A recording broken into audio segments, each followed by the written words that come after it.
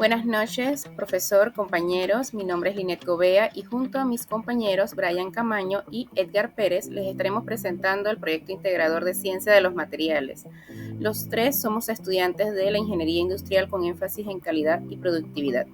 Los temas de nuestro proyecto integrador son el impacto de la disposición final del cobre y nanotubos de carbono como material del futuro. Impacto de la disposición final del cobre. El cobre es un metal altamente valorado por su conductividad eléctrica y también por su durabilidad, lo que lo convierte en un material esencial en las diversas industrias. Dada su naturaleza, el reciclaje, la disposición final del cobre se centra principalmente en ese proceso, en el de reciclaje, lo que no solo reduce la necesidad de extracción de nuevos recursos, sino que también minimiza el impacto ambiental. Ahora, no siempre sucede de esta manera y por eso vamos a estar hablando de esas aplicaciones durante la presentación. Una característica importante del cobre es que es 100% reciclable. Todo el contenido del cobre, al ser utilizado, se puede reutilizar y reciclar. El cobre lo vemos en muchos aspectos de nuestra vida, lo vemos en nuestra casa, en el auto, en la oficina con todos los equipos electrónicos. Bueno, llevamos uno en la mano todo el tiempo prácticamente. Y es muy importante que se logre reciclar y hacer el proceso con el menor impacto posible. El cobre y su proceso de reciclaje inician con la recogida y la clasificación. En primer paso, se recoge la chatarra del cobre, todos los productos desechados como los cables eléctricos, las tuberías y los equipos electrónicos. La chatarra se va clasificando según el nivel de pureza de cobre que contenga para entonces determinar el procedimiento o el tratamiento adecuado a continuación. El segundo paso es la trituración y separación. Una vez clasificada la chatarra, se tritura en fragmentos más pequeños. Este proceso puede incluir la separación de materiales no metálicos como plásticos, mediante métodos como separación por aire o agua, donde el cobre se hunde y los plásticos flotan, para poder hacer una distinción entre los materiales, dado que el cobre aparece en muchos electrodomésticos, en muchos artículos de la vida diaria, pero usualmente están unidos a capas que le dan esa forma bonita, ¿verdad? Por fuera, que se utiliza plástico y otros materiales más moldeables. Entonces, se utiliza este método para poder hacer la separación entre los materiales y poder sacar realmente pues, el cobre. El tercer paso es la fundición y refinado. Este proceso, los residuos del cobre puro pueden ser fundidos directamente, mientras que aquellos que contienen óxidos se funden para crear ánodos que luego se someten a electrorefinación para alcanzar el nivel de pureza deseado. En el caso de aleaciones como el latón y el bronce, el cobre se funde sin necesidad de refinado adicional. Luego de esto vamos al cuarto paso, que es vertidos en rellenos sanitarios. En algunos casos, los residuos de cobre pueden ser dispuestos en rellenos sanitarios especialmente diseñados para materiales no peligrosos. Sin embargo, esta opción debe ser evaluada cuidadosamente para evitar la lixiviación de metales hacia el suelo y las aguas subterráneas. Otra forma de llegar a esa disposición final del cobre en el proceso es la incineración. En algunos casos, los compuestos de cobre pueden ser incinerados bajo condiciones controladas para reducir su volumen y facilitar entonces su disposición final. Existen varios beneficios del reciclaje de cobre. Algunos son de impacto positivo, como la creación de empleos y beneficios económicos, pero la mayoría están relacionados a la reducción del impacto negativo. Por ejemplo, uno de esos beneficios es la eficiencia energética, la reducción del consumo de energía, porque al reciclar el cobre se consume un 85% menos energía comparado a lo que se consume al extraer el cobre nuevamente como un material nuevo. Otro aspecto es la reducción de residuos. Al reciclar casi el 100% del material se disminuye significativamente la cantidad de residuos que llegan al vertedero. Y también está entonces la conservación del recurso. El reciclaje ayuda a preservar los recursos naturales al reducir la necesidad de más minería para extraer mayor cantidad de cobre. Aplicaciones del cobre reciclado. El cobre reciclado se utiliza en una variedad de aplicaciones industriales, incluyendo cables eléctricos, tuberías, componentes eléctricos, aleaciones metálicas como el latón y el bronce. En la gráfica podemos ver algunos aspectos. Desde 1960 la demanda mundial de cobre refinado ha incrementado más de un 250%. Esto no tiene que significar un problema medioambiental, ya que es 100% reciclable. Se utiliza por su flexibilidad, conductividad eléctrica, conductividad térmica, resistencia a la corrosión. Y también el cobre se puede ver en sectores como la defensa, la infraestructura, la tecnología, que lo vemos en las computadoras, los celulares, las laptops, en el auto, en instrumentos como un lavavajillas, y también el cobre es utilizado en la producción de energía. Es importante que consideremos este ahorro que mencioné hace un momento, de que podemos ahorrar hasta el 85% de energía al reciclar el cobre versus en procesarlo nuevamente desde cero. Bueno, ahora les hablaremos sobre el impacto de la minería del cobre. Degradación del suelo. La minería a cielo abierto causa una gran perturbación del suelo, erosionando la capa superior y exponiendo el suelo a la erosión. Contaminación del agua.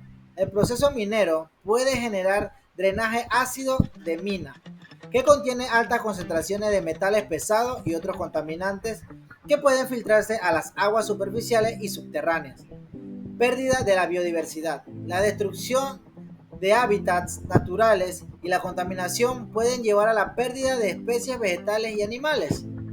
Generación de residuos. La minería produce grandes contaminantes de residuos sólidos, como rocas y desechos de procesamientos, que deben ser gestionados adecuadamente. Consumo de energía. La extracción y procesamiento del cobre requiere gran cantidad de energía, lo que contribuye al cambio climático. Riesgo para la salud asociado con la exposición al cobre. Exposición aguda, vías respiratorias. La inhalación de polvos de cobre puede causar irritación en las vías respiratorias, tos, dificultad para respirar y en casos graves edema pulmonar. Piel. El contacto directo con compuestos de cobre puede provocar dermatitis, enrojecimiento, picazón y ampollas. Aparato digestivo. La ingestión de grandes cantidades de cobre puede causar náuseas, vómitos, diarrea, dolor abdominal y, en casos severos, daño a órganos internos como el hígado y los riñones. Sistema nervioso. En casos de exposición aguda severa, el cobre puede afectar el sistema nervioso central, causando síntomas como dolor de cabeza, mareo, confusión y convulsiones. Exposición crónica. Enfermedades respiratorias. La exposición prolongada a bajos niveles de polvo de cobre puede contribuir al desarrollo de enfermedades respiratorias crónicas. Daño a órganos. La acumulación de cobre en el cuerpo puede dañar el hígado, los riñones y el cerebro. Enfermedades neurológicas. En casos extremos, la exposición crónica al cobre se ha asociado con enfermedades neurológicas, como la enfermedad de Wilson, que causa la acumulación de cobre en el cerebro y el hígado. Cáncer. Aunque se han realizado estudios, no existe una evidencia concluyente que vincule la exposición al cobre con un mayor riesgo de cáncer. Algo muy importante de lo que hablar es el futuro del cobre y la sostenibilidad. El cobre desempeña un papel crucial en la transición hacia una economía más sostenible, ya que es esencial para la producción de energía renovable, vehículos eléctricos y otras tecnologías verdes. Sin embargo, es fundamental que la industria minera y los consumidores adopten prácticas más sostenibles para garantizar que el cobre pueda seguir siendo utilizado de manera responsable en el futuro. Bueno, ahora hablaremos sobre el siguiente tema de nuestro proyecto integrador, nanotubos de carbono como material del futuro. Hablaremos un poco sobre su origen e historia, cómo están conformados, métodos de sintetizado. También hablaremos sobre sus diferentes aplicaciones en la industria, ventajas y desventajas que podemos encontrar con el uso de este material, algunas estrategias para el control de contaminación y las perspectivas a futuro de este material. Bueno, pero ¿qué son los nanotubos de carbono? Los nanotubos de carbono, o como su sigla lo menciona, NTC, son estructuras tubulares formadas por átomos de carbono dispuestos en una red hexagonal, con un diámetro que se mide en nanómetros. Estos materiales son conocidos por sus excepcionales propiedades mecánicas, eléctricas y térmicas, lo que lo convierte en un área de interés en diversas aplicaciones industriales y científicas. Como podemos ver a la mano derecha, hay un pequeño diagrama que explica la morfología de los NTC según el ángulo de enrollamiento de la lámina de grafito. Ahora hablaremos sobre los orígenes históricos. Primeras observaciones. Aunque el concepto de nanotubos de carbono se popularizó en la década de 1990, las primeras observaciones de estructuras tubulares de carbono datan de 1952, cuando los científicos soviéticos Radushkevich y Lukyanovich publicaron imágenes de filamentos de carbono con un diámetro nanométrico. Sin embargo, su trabajo pasó desapercibido en gran medida debido a la barrera del idioma y el acceso limitado a publicaciones científicas soviéticas. Desarrollo posterior.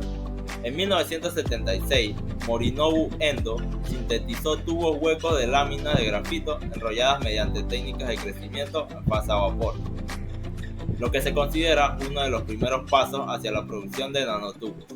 A finales de los años 70 y principios de los años 80, otros investigadores comenzaron a caracterizar y estudiar estas estructuras. Descubrimiento formal.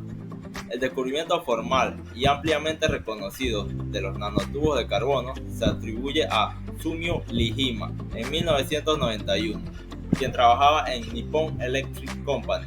Lijima observó nanotubos de paredes múltiples durante sus experimentos con filamentos de carbono, generados por un arco eléctrico. Su publicación en la revista Nature marcó un hito significativo en la investigación sobre estos materiales. Bueno, los nanotubos de carbono pueden ser producidos mediante varios métodos, entre los cuales destacan método de arco eléctrico. Este método implica pasar una corriente eléctrica a través de dos electrodos de grafito en una atmósfera inerte, como helio, generando un arco que produce depósitos que contienen nanotubos. Descomposición térmica. Este proceso utiliza hidrocarburos gaseosos que al ser calentados se descomponen y forman filamentos o fibras que pueden ser controladas para obtener nanotubos. También tenemos el crecimiento químico en vapor. Este método permite el crecimiento controlado de nanotubos sobre sustratos mediante la deposición química en fase de vapor, utilizando catalizadores metálicos para facilitar la formación. Ablación láser. Este método consiste en utilizar pulsos láser de alta potencia para vaporizar un material de carbono, como grafito. El vapor generado se enfría y condensa, formando nanotubos. Se emplean diferentes catalizadores como níquel, cobalto o hierro para facilitar la formación de los nanotubos. Ahora les hablaremos un poco de las aplicaciones de los nanotubos como material del futuro. Los nanotubos de carbono o NTC se consideran un material del futuro debido a sus excepcionales propiedades y versatilidad en diversas aplicaciones. A continuación, se detallan las principales áreas donde los NTC están marcando la pauta y cómo podrían transformar diferentes industrias. Aplicación en medicina, administración de fármacos. Los NTC pueden ser utilizados como vehículos para transportar medicamentos directamente a células específicas, lo que es especialmente útil en el tratamiento contra el cáncer. Esto se logra encapsulando los fármacos en un nanotubo, permitiendo su liberación controlada en el sitio deseado. Sensores biomédicos. Su capacidad para interactuar con biomoléculas los hace ideales para desarrollar sensores que detectan enfermedades o monitorean condiciones biológicas. Ventaja de los nanotubos de carbono. Beneficia a las energías renovables. posibilita nuevas formas de obtener y almacenar energía. Además, abarata las placas solares y hace que sean más eficientes. Amplía los límites de la electrónica. A diferencia de los microchips de silicio, los nanochips permiten construir circuitos muy precisos a nivel atómico. Permite una medicina más efectiva. Se podrán desbloquear arterias, atacar células de forma selectiva, reparar genes dañados o realizar cirugías más rápidas y precisas. Bueno, ahora les hablaremos de las desventajas de los nanotubos de carbono. La primera sería la preocupación medioambiental y sanitaria que estos dan. La producción de nanotubos de carbono puede implicar el uso de productos químicos agresivos y un alto consumo energético, lo que plantea problemas medioambientales. Además, la manipulación y eliminación de los nanotubos de carbono requiere precaución para evitar riesgos a la salud. Costos elevados de producción. Actualmente, el costo de producción de los nanotubos de carbono es relativamente alto, lo que limita su adoptación en aplicaciones donde el costo es un factor crítico. Esto puede verse que su uso sea menos viable frente a otros materiales más económicos. Retos técnicos en escalado. Las transiciones de las propiedades beneficiosas de los nanotubos de carbono a aplicaciones a gran escala presentan desafíos técnicos significativos, incluyendo problemas relacionados con la funcionabilización, purificación y dispersión de los mismos. Competencia con otros materiales. Los nanotubos de carbono enfrentan competencia no solo con otros nanomateriales como el grafeno, que ofrece propiedades similares pero diferentes ventajas, sino también con materiales convencionales que son más económicos y fácil de producir. Bien, ahora hablaremos sobre un tema muy importante que es el control de contaminación. Estrategias para el control de contaminación. Mejoras en los procesos de producción. Se están explorando métodos más ecológicos para la producción de NTC, que utilicen materias primas sostenibles y reduzcan el consumo energético. Estos esfuerzos incluyen el uso de catalizadores modificados y procesos que minimicen el uso de productos químicos tóxicos. Desarrollo de normativas. La falta de normativas exhaustivas para la gestión del ciclo de vida de los nanomateriales, incluidos los NTC, es un desafío. Establecer regulaciones claras puede ayudar a mitigar los riesgos asociados con su producción y uso. Investigación sobre efectos ambientales. Es necesario realizar más estudios sobre los efectos ambientales y sanitarios a largo plazo del uso y liberación de NTC. Esto incluye entender cómo interactúan con otros componentes del medio ambiente y su potencial toxicidad. Aplicaciones positivas en el control ambiental. Los nanotubos también se están investigando por sus capacidades en aplicaciones ambientales, como biosensores para detectar contaminantes en agua o sistemas para capturar gases contaminantes como el CO2. Estas aplicaciones pueden contribuir al control y mitigación de la contaminación.